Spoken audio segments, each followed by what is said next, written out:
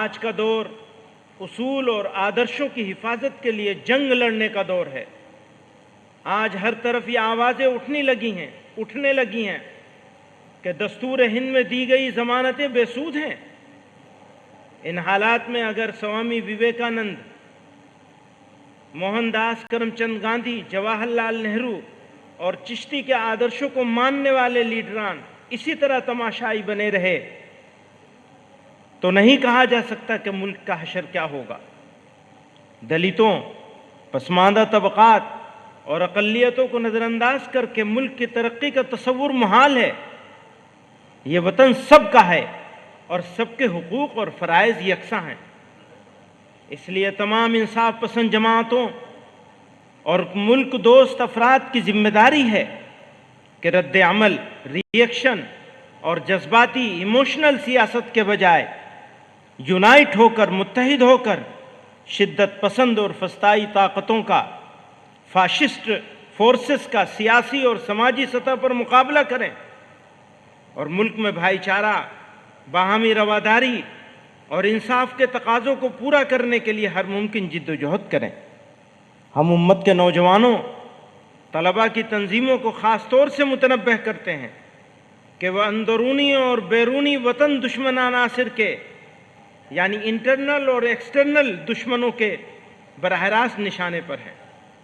انہیں مایوس کرنے، ہوپلیس کرنے، بھڑکانے اور گمراہ کرنے کا ہر حربہ استعمال کیا جا رہا ہے۔ اس لیے حالات سے مایوس ہرگز نہ ہوں اور نہ ہی صبر و ہوش کا دامن چھوڑیں۔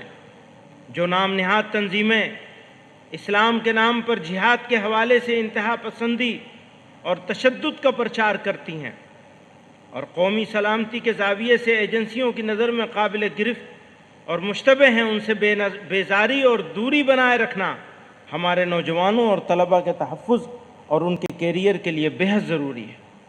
جانے انجانے میں ذرا سی غفلت ان کو برباد کر سکتی ہے۔ بھارت ہمارا وطن،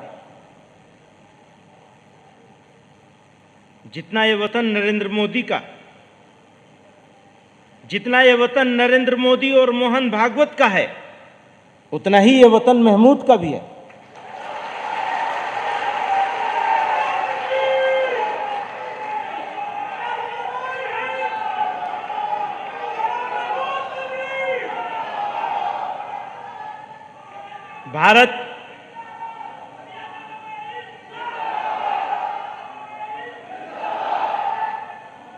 بھارت ہمارا دیش ہے۔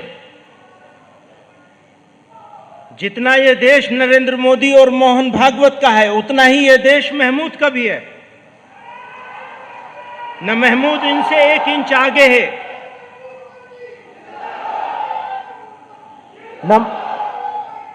نہ محمود ان سے 1 انچ آگے ہے اور نہ وہ محمود سے 1 انچ آگے ہے۔ ساتھ ہی اس دھرتی کی خاصیت یہ ہے، دھیان کریے گا، ساتھ ہی اس دھرتی کی خاصیت یہ ہے کہ یہ خدا کے سب سے پہلے پیغمبر ابو البشر سیدنا آدم علیہ السلام کی سرزمین ہے۔ آپ یہیں تشریف لائے۔ یہ دھرتی اسلام کی جائے پیدائش ہے، یہ مسلمانوں کا پہلا وطن ہے۔ اس لیے یہ کہنا، یہ سمجھنا اور یہ بولنا کہ اسلام باہر سے آیا ہوا کوئی مذہب ہے، یہ سراسر غلط اور تاریخی اعتبار سے بے بنیاد ہے۔ اسلام اسی ملک کا مذہب ہے اور سبھی مذاہب میں، سارے دھرموں میں، سارے ریلیجن میں سب سے پرانا مذہب ہے، سب سے قدیم اور پرانا بھی ہے۔ اسلام کے آخری پیغمبر حضرت محمد صلی اللہ علیہ وسلم اسی دین کو مکمل کرنے کے لیے تشریف لائے تھے۔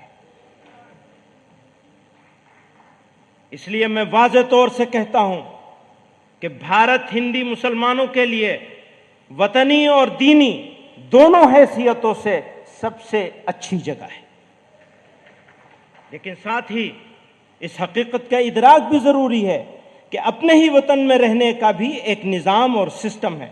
اگر وہ نظام درست ہے تو اس ملک کے باشندوں کے لیے رہنا آسان ہوگا، اور وہ نظام بگڑ جائے گا تو شہریوں کی زندگی مشکل ہو جائے گی.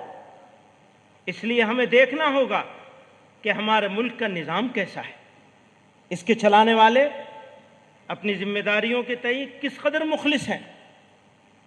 ہمارا ایسا سمجھنا ہے، نمبر 1 آئین، نمبر 2 جمہوریت. آئین کا مطلب دستور، کانسٹیٹیوشن، یا جمہوریت یعنی ڈیموکریسی. اور نمبر 3 انسانی حقوق، ہیومن رائٹس. ماڈرن انڈیا کی پہچان ہے، آئیڈینٹی ہے یہ ہماری. اس ماڈرن انڈیا کی اگر کچھ آئیڈینٹی اور پہچان ہو سکتی ہے تو یہ 3 چیزیں ہیں بنیادی طور پر: ہمارا کانسٹیٹیوشن، ہماری ڈیموکریسی اور ہیومن رائٹس.